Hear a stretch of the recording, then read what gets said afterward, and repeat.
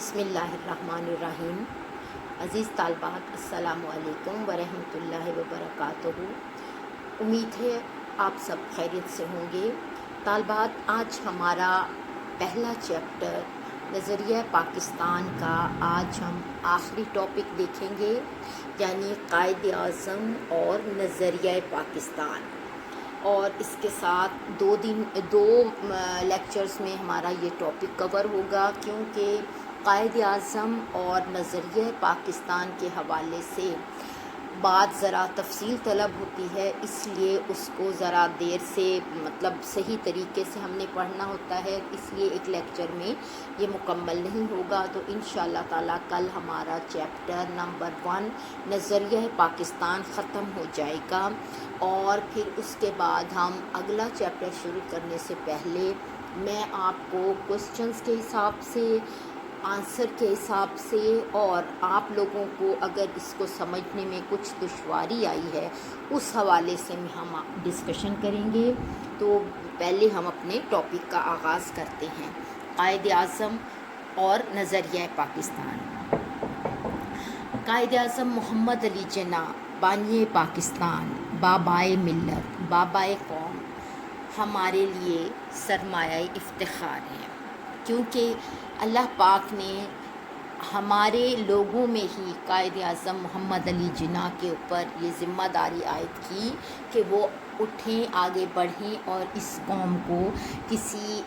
مقام پر پہنچائیں۔ یعنی یہ سب کچھ پاکستان کا بننا، دو قومی نظریے کا فروغ پانا، یہ سب اللہ تعالیٰ کی مرضی اور منشا کے بغیر ممکن نہیں، کیونکہ دنیا میں کوئی چیز، کوئی کام، کوئی مقام اور کوئی پوزیشن اللہ اور اللہ کے رسول کی رضا کے بغیر ممکن نہیں ہے۔ چنانچہ قائد اعظم محمد علی جناح کی پوری زندگی تحریک پاکستان پر مبنی ہے۔ پوری زندگی ہم اس لیے کہتے ہیں کہ اگر قائد اعظم محمد علی جناح نے کانگریس کو بھی جوائن کیا تھا تو اس کے پیچھے بھی یقیناً یہی پریکٹس ہوگی کہ وہ ہندو مسلم اتحاد کے لیے کام کریں، وہ اپنی سیاسی تربیت کے لیے کام کریں، یا اللہ کی طرف سے ان کو یہ دکھانا مقصود تھا کہ غیر مسلم کا چہرہ ایسا ہوتا ہے اور لہٰذا آگے بڑھو اور مسلمانوں کے لیے کام کرو۔ تو لہٰذا قائد اعظم کی پوری زندگی ہمارے لیے ایک مثال ہے، ہمارے لیے ایک نمونہ، سیاسی طور پر نمونہ ہے، کیونکہ ویسے تو نبی پاک صلی اللہ علیہ وآلہ وسلم کامل مرد کامل تھے، کامل انسان تھے، اور اللہ کے نبی تھے، نبی آخری الزماں تھے، اور آپ کی سیرت طیبہ ہمارے لیے مشعل راہ ہے، ہمارے لیے ایک مثال ہے، نمونہ ہے۔ لیکن جب ہم دنیاوی انسانوں کی بات کرتے ہیں تو ہم نے قائد اعظم کو اس لیے ایک رول ماڈل بنایا کیونکہ ہم نے دیکھا کہ ایک مرد آہن نے کس طرح جسٹ اپنی دلائل سے، اپنی گفتگو سے، اپنے کردار سے یہ ثابت کیا کہ اگر عزم صمیم ہو، اگر انسان کی نیت میں خلوص ہو، اگر دنیا داری سے مبرہ ہو، تو دنیا کا کوئی کام ناممکن نہیں ہوتا۔ چنانچہ قائد اعظم نے اپنی سیاسی زندگی کا آغاز اگرچہ کانگریس سے کیا، اور انہیں توقع تھی کہ دونوں قومیں مل کر انگریز سے آزادی حاصل کریں گی،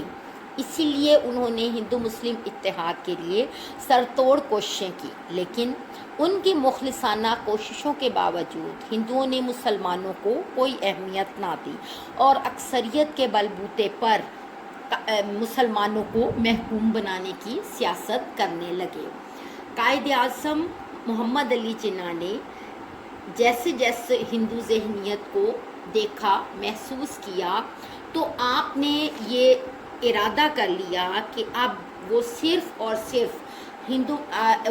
اور صرف مسلمانوں کے لیے کام کریں گے، کیونکہ ہندوؤں کی تنگ نظری نے جس طرح سر سید احمد خان کو ناامید کیا تھا، بالکل اس طرح قائد اعظم محمد علی جناح بھی ان سے بہت زیادہ ڈس اپوائنٹ ہوتے گئے۔ چنانچہ قائد اعظم نے کانگریس سے علیحدگی اختیار کر لی۔ قائد اعظم دو قومی نظریے کو کس طرح محسوس کرتے تھے، کس طرح دیکھتے تھے، ہمارا آج کا ٹاپک اسی حوالے سے ہے۔ قائد اعظم پہلی گول میز کانفرنس میں انگریز کی طرف سے جو بلائی گئی تھی، اور کیوں بلائی گئی تھی؟ کیونکہ ہندوستان کے فرقہ وارانہ مسائل کا حل تلاش کرنا تھا، لیکن بدقسمتی سے ہندوؤں کی ہٹ دھرمی کے نظر ہو گئی، ہندوؤں کی ہٹ دھرمی کی نظر ہو گئی، اور نتیجہ یہ ہوا کہ گول میز کانفرنس ناکامی سے دوچار ہوئی۔ قائد اعظم جو دو ٹوک بات کرنے کے حامی تھے، جو ہمیشہ ٹو دی پوائنٹ بات کرتے تھے، اور جو اگریسونیس کو ڈس لائک کرتے تھے، وہ ہندوؤں کے ایٹیچیوڈ سے اتنا ڈسٹرب اور ڈپریس ہوئے کہ آپ نے انگلستان میں ہی رہائش کا ارادہ کر لیا۔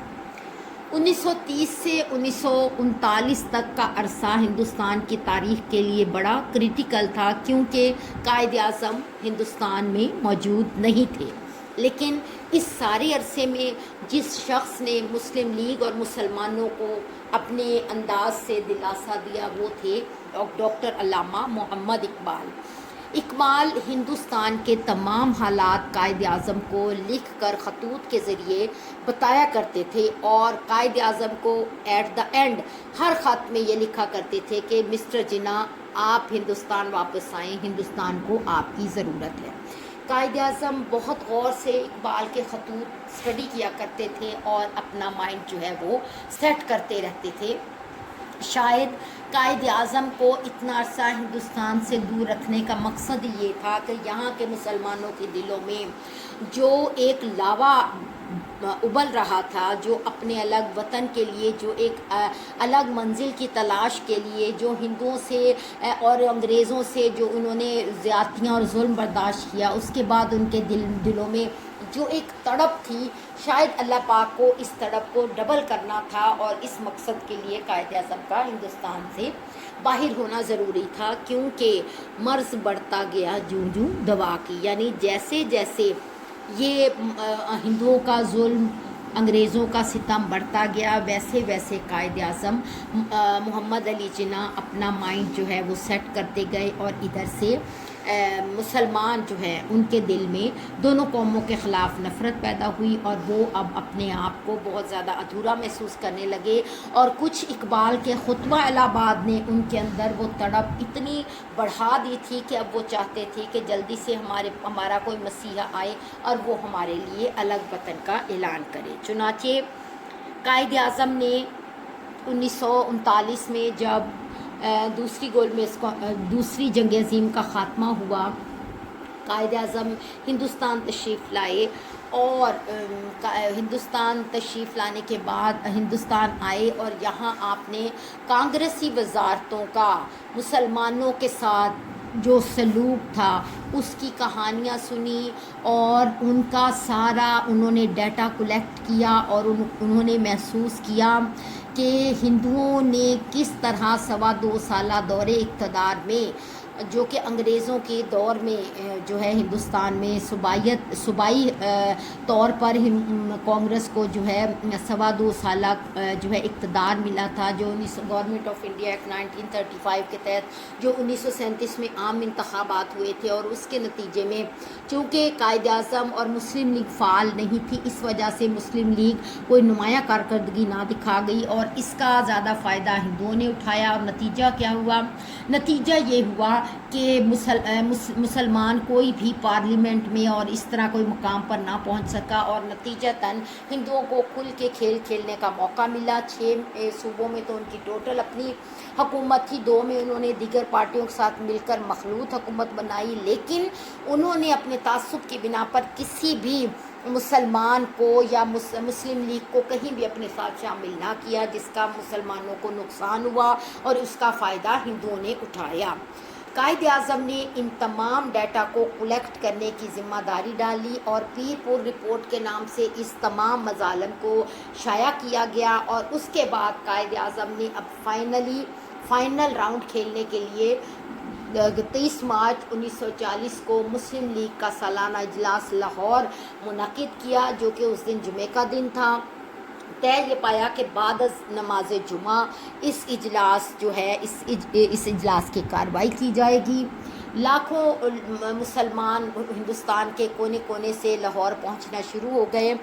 اس موقع پر قائد اعظم نے اپنی پوری زندگی کا نچوڑ ایک ایسے جامع اور مسند تقریر کی صدارتی خطبہ دیا جو تاریخ میں قائد اعظم کا نظریہ پاکستان کے حوالے سے واضح اور مدلل جواب تھا، جو انہوں نے ہندوؤں کو دیا، جو انہوں نے انگریزوں کو دیا، اور جو انہوں نے مسلم لیگ کے پلیٹ فارم سے مسلمانوں کو بتایا کہ اگر وہ اتنا عرصہ ہندوستان سے دور رہے ہیں تو وہ ان معاملات سے انہوں نے آنکھیں نہیں بند کی، ان کو لمحہ لمحہ کی خبر تھی۔ بس وہ یہ کہتے ہیں نا کہ اللہ کی طرف سے جس کام کا جو وقت مقرر ہوتا ہے وہ کام اسی وقت ہونا ہوتا ہے، چاہے ہم لاکھ کوششیں کر لیں۔ اور اس طرح سے قائد اعظم کا وہ خطبہ جو ہے وہ تاریخ میں ایک قابل ذکر چیز ہے، اور اس میں آپ نے دو قومی نظریے کی نہایت کھل کے وضاحت کی۔ قائد اعظم نے فرمایا کہ 1000 سال سے ہندوؤں کی تہذیب اور مسلمانوں کی تہذیب ایک دوسرے سے دو چار ہے، یعنی اکٹھے رہتے ہیں تو ایک دوسرے سے ان کا ٹکراؤ ہوتا رہتا ہے، اور دونوں قومیں اگرچہ آپس میں میل جول رکھتی ہیں مگر اس کے باوجود ان کے اختلافات بڑی شدت سے موجود ہیں۔ اس لیے توقع رکھنا کہ جمہوری آئین کے دباؤ سے ہندو اور مسلمان ایک قوم بن جائیں گے تو یہ سراسر غلطی ہے۔ جب ہندوستان میں 150 سال سے برطانوی حکومت اس مقصد میں کامیاب نہیں ہو سکی تو اب یہ خام خیالی ہے کہ ہندوستان کی حکومت کامیاب ہو جائے گی۔ ہندوستان کا سیاسی مسئلہ فرقوں سے متعلق نہیں بلکہ قوموں سے متعلق ہے۔ آپ نے آگے چل کر پھر بتایا کہ اسلام اور ہندومت دو علیحدہ معاشرتی نظام ہیں۔ آپ نے کہا کہ یہ دو مختلف مذہب ہی نہیں بلکہ معاشرتی نظام ہے، لہٰذا اس خواہش کو خواب و خیال ہی کہنا چاہیے کہ ہندو اور مسلمان مل کر ایک مشترکہ قومیت تخلیق کر سکیں گے۔ دونوں قومیں مختلف تہذیبوں سے تعلق رکھتی ہیں، لہٰذا ان تہذیبوں کی بنیاد ایسے تصورات و حقائق پر رکھی گئی ہے جو ایک دوسرے کے ضد ہیں، اور ان کی تاریخ، ان کے ہیرو اور ان کے واقعات مختلف ہیں۔ اکثر ایک قوم کا ہیرو دوسری قوم کا دشمن تصور کیا جاتا ہے اور ایک کی فتح دوسرے کی شکست ہے۔ ایسی قوموں کو ایک حکومت کے تحت رکھنا جس میں ایک اقلیت ہو اور دوسری اکثریت، اور اس کا نتیجہ بڑھتی ہوئی بے چینی کے سوا اور کہیں نمودار نہیں ہوگا۔ ایسی حکومت کے لیے وضع کیا جانے والا نظام تباہی کا شکار ہوگا۔ قائد اعظم نے مزید آگے چل کر کہا کہ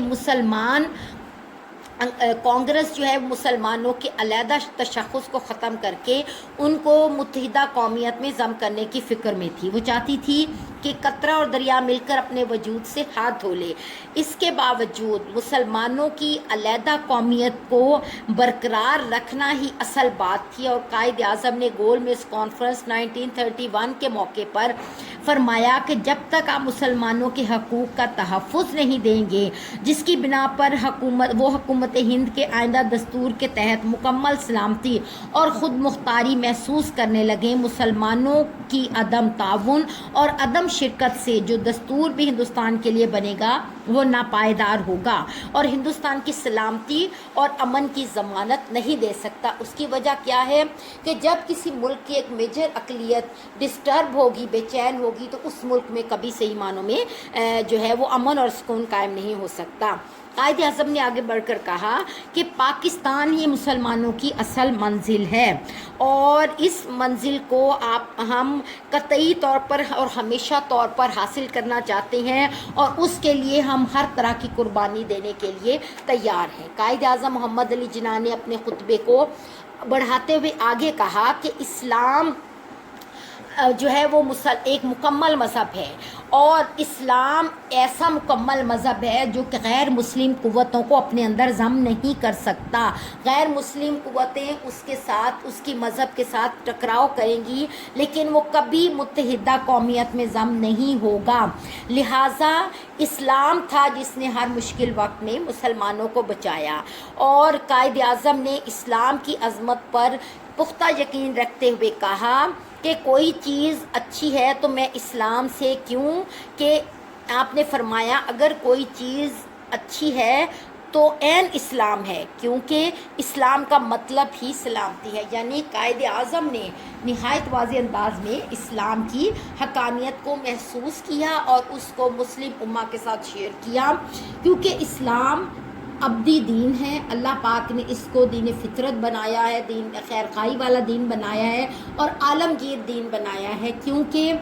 جس کو بھی اللہ چاہتا ہے ہدایت دیتا ہے، اور جس کو ایک دفعہ ہدایت مل جائے اس کے دل سے، جو ایک دفعہ کلمہ پڑھ لے صدق دل سے، تو اس کلمے کی رحمت اور برکت جو ہے وہ اس کے مرنے تک اس کے دل میں